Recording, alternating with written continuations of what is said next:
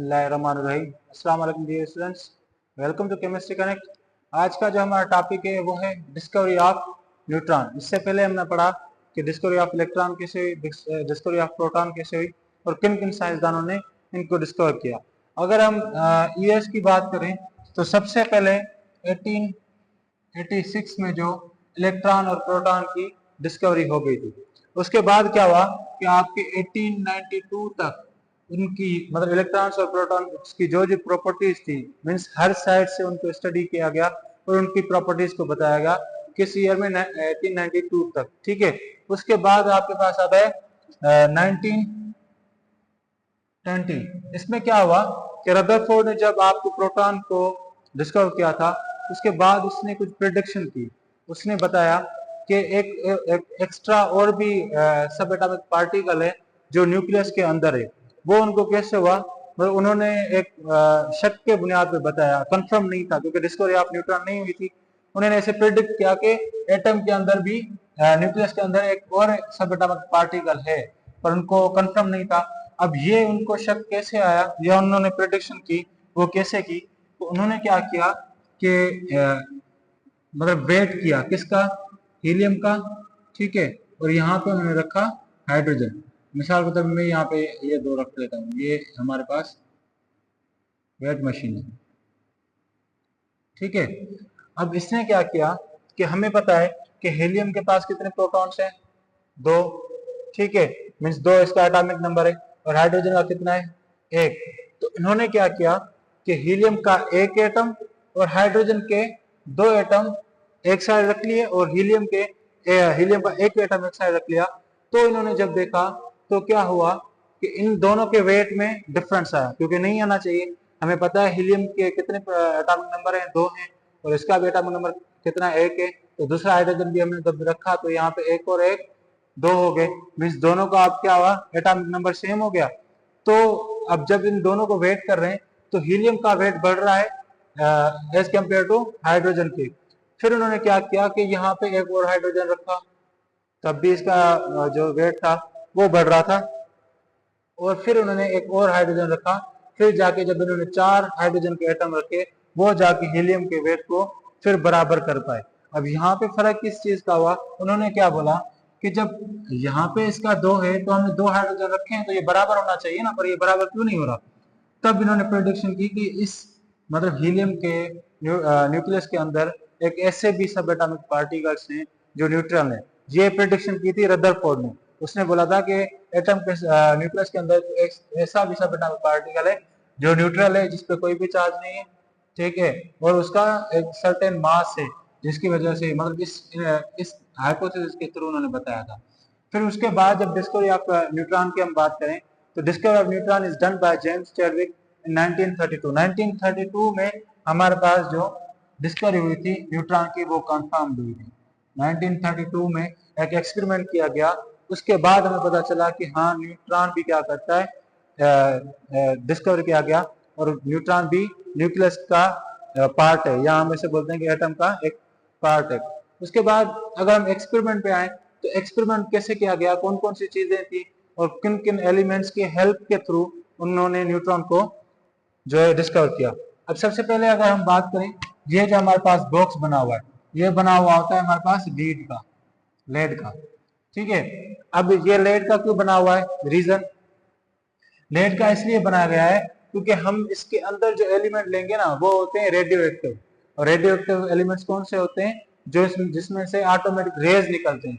तो जैसे अगर वो रेज निकलते हैं तो उन साइंसदानों को लगते हैं या किसी भी आम ह्यूमन को लगते हैं तो उसको डैमेज कर सकते हैं, कैंसर के काजेज बन सकते हैं, आंखों से ब्लाइंडनेस हो सकती है, और भी बहुत सारी डिजीज हैं जो इन रेडिएशंस की वजह से हो सकती हैं। तो तभी उन्होंने लेड का यूज किया और उसका एक बॉक्स बनाया ताकि उसमें से रेडिएशंस क्रॉस ना हो। लेड एक ऐसा एलिमेंट है जिसमें से आपके रेडिएशंस क्रॉस नहीं होते। ठीक है, उसके बाद हमारे पास एक एलिमेंट होता है रेडियो एक्टिव एलिमेंट, हम जिसको बोलते हैं, हमारे पास क्या होता है, एक रेडियो एक्टिव एलिमेंट होता है। अब रेडियो एक्टिव हमारे पास यहाँ पे कौन कौन से हैं, अमूमन इस जो एक्सपेरिमेंट है उसमें कौन से यूज होते हैं, उसमें हमारे पास एक होता है रेडियम। ठीक है, जिसको हम आर ए इस सिंबल से शो करते हैं। एक होता है पोलोनियम, जिसको हम PO के सिंबल से शो करते हैं। अब जैसे ही इन्होंने ये रखा इस बॉक्स के अंदर, ये इनमें से कोई भी एक एलिमेंट इन्होंने रखा, तो यहाँ से इन्होंने देखा कि यहाँ से जो निकलने लगे अल्फा पार्टिकल्स यहाँ से निकलने लगे। क्या निकलने लगे? अल्फा पार्टिकल्स यहाँ से निकलने लगे, जिन पे +2 चार्ज होती है। प्लस चार्ज अल्फा पार्टिकल्स पे कैसे होती है मैं आपको समझाता हूँ, ठीक है। अब हमारे पास क्या होता है कि हमारे पास अल्फा पार्टिकल्स होते हैं ना, जो उनको हम बोलते हैं कि ये, इनको हम हीलियम का न्यूक्लियस भी बोलते हैं, ठीक है। क्यों बोलते हैं समझते हैं। देखें, हीलियम के न्यूक्लियस के अल्फा पार्टिकल्स में अगर देखें +2 चार्ज है इनकी, तो +2 चार्ज का मतलब है कि ये एक पार्टिकल है, ठीक है, अल्फा पार्टिकल है, जिसके अंदर क्या है, 2 प्रोटॉन है, ठीक है, और 2 न्यूट्रॉन है, ठीक है। तभी हम बोलते हैं कि इस पे कितनी चार्ज है, +2। अल्फा पार्टिकल कितनी चार्ज है, +2 है। क्यों है? क्योंकि 2 इसमें प्रोटॉन है और 2 न्यूट्रॉन है। प्रोटॉन की चार्ज होती है, न्यूट्रॉन तो अनचार्ज होता है, न्यूट्रल होता है। तो प्रोटॉन के 2 प्रोटॉन है तो 2 +2 इस पे चार्ज हुई। अब हीलियम न्यूक्लियस और अल्फा पार्टिकल एक ही बात कैसे है, इसको देखते हैं। हमारे पास हीलियम जो है उसका एटॉमिक नंबर क्या है, 2 है, ठीक है। इट मीन्स कि उसमें भी 2 प्रोटॉन और 2 न्यूट्रॉन होते हैं। तो इस पे भी कितनी चार्ज हुई, +2 चार्ज हुई। इसलिए हम बोलते हैं कि अल्फा पार्टिकल्स जो है वो एज अ, या हीलियम जो है as a alpha particle work करता है, ठीक है। अब क्या हुआ, एक्सपेरिमेंट की तरफ चलते हैं कि एक बॉक्स में आपका जब रेडियो एक्टिव एलिमेंट रखा गया है, तब वहां से कुछ रेडिएशंस निकलने शुरू हुए, अल्फा पार्टिकल्स निकलना शुरू हुए, ये वाले पार्टिकल्स जिन पे +2 चार्ज थी।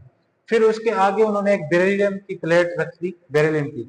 अब बेरिलियम की प्लेट ने क्या किया कि इसके अंदर जो प्रोटॉन थे उनको खुद में जज़ब कर लिया, ठीक है, बेरिलियम ने उसको अपनी तरफ जज़ब कर लिया, और यहां से कुछ पार्टिकल्स निकलना शुरू हुए, ठीक है, जो जो फर्दर डिटेक्ट किया गया किससे, चार्ज डिटेक्टर। चार्ज डिटेक्टर हमारे पास कैसे होता है, चार्ज डिटेक्टर हमारे पास ऐसे होता है, ठीक है। एक ये उसकी सुई होती है, यहाँ पे 0 होता है, यहाँ पे प्लस की चार्जेस होती हैं, +2 +3 ठीक है, 1 2, और यहाँ पे -1 -2 -3 ऐसे चार्जेस होती हैं। तो अगर ये 0 पे है तो इट मीन्स कि ये न्यूट्रल है, अगर इस साइड आ रहा है तो पॉजिटिव, इस साइड आ रहा है तो नेगेटिव।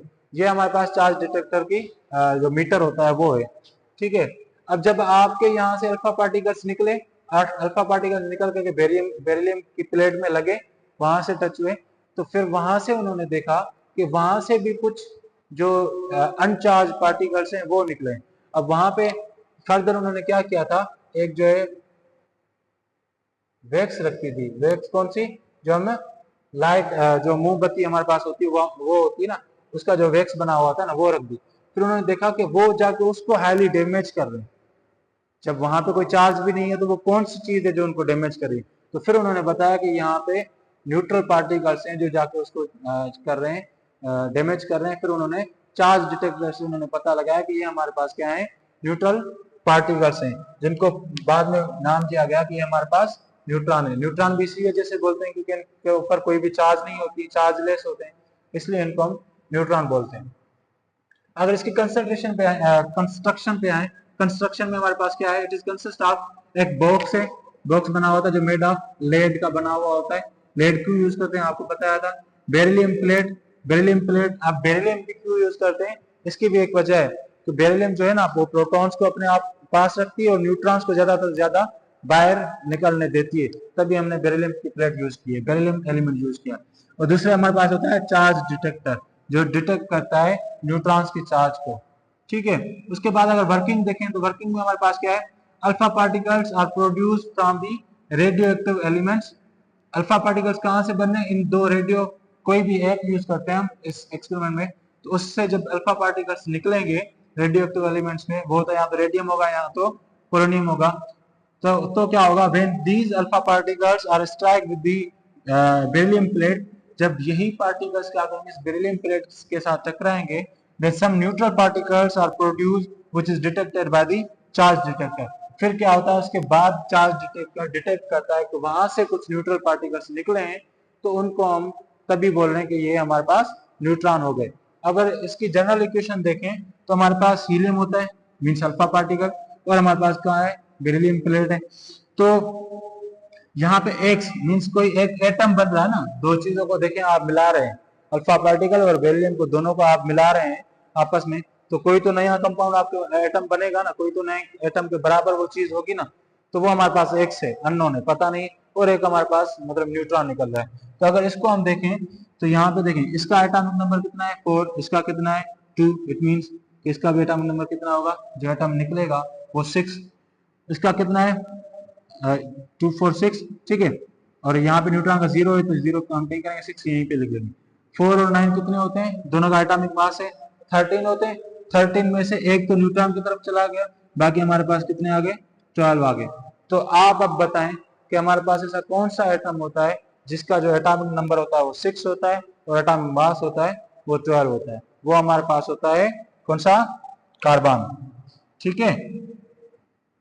इट मीन्स कि यहां से जो फिर निकलेंगे ये कार्बन एटम्स निकलेंगे, और प्लस में आपके कहा क्या निकलेंगे, आपके न्यूट्रॉन्स निकलेंगे जो आगे जाके डिटेक्ट हो रहे हैं। अगर न्यूट्रॉन्स की प्रॉपर्टीज देखें तो प्रॉपर्टीज में हमारे पास न्यूट्रॉन जो होते हैं, न्यूट्रॉन हमारे पास क्या होते हैं, न्यूट्रॉन हमारे पास न्यूट्रल होते हैं, means they have no charge, ठीक है। और अगर उनका मास देखें तो न्यूट्रॉन हैव अ मास कितना होता है 1.6742, थोड़ा सा स्लाइडली, अगर हम इंटू 10⁻⁻27 ग्राम, अगर देखा जाए तो प्रोटॉन का हमारे पास क्या था 1.672, ठीक है, 4 नहीं था, इंटू 10⁻27 ग्राम, ये स्लाइडली थोड़ा हैवी होता है एज कम्पेयर टू प्रोटॉन, क्योंकि इसके बीच में 7 है वैल्यू में, ठीक है। तो आज का ये हमारा टॉपिक था, डिस्कवरी ऑफ न्यूट्रॉन, कैसे न्यूट्रॉन को डिस्कवर किया गया, कौन सा एक्सपेरिमेंट किया, किस साइंसदान ने इसको डिस्कवर किया, उसकी कंजर्वेशन और उसकी वर्किंग जो थी वो सारी हमने प्रॉपर्टीज वगैरह देखी। तो जो भी आपको क्वेश्चन हो उसको आप कमेंट सेक्शन में पूछ सकते हैं। Thank you so much.